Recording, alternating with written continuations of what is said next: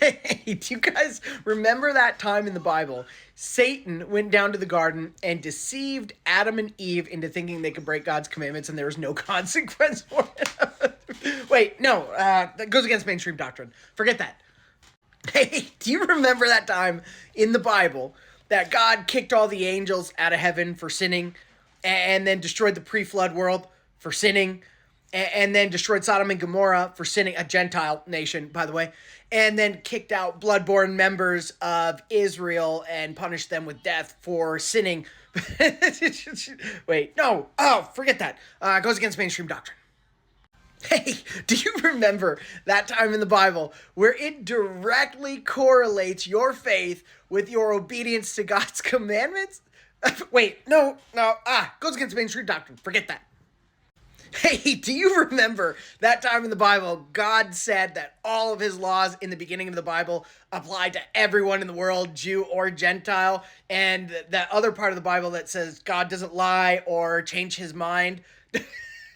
Wait, no, that goes against mainstream doctrine. Don't forget that. Forget we talked about it.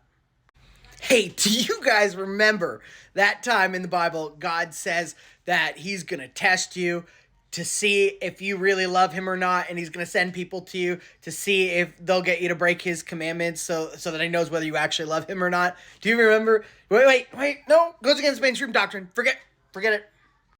Hey, do you guys remember all those verses in the Bible that talks about how pastors and priests are constantly doing violence to God's laws and teaching you, that you can break his commandments and that it's okay?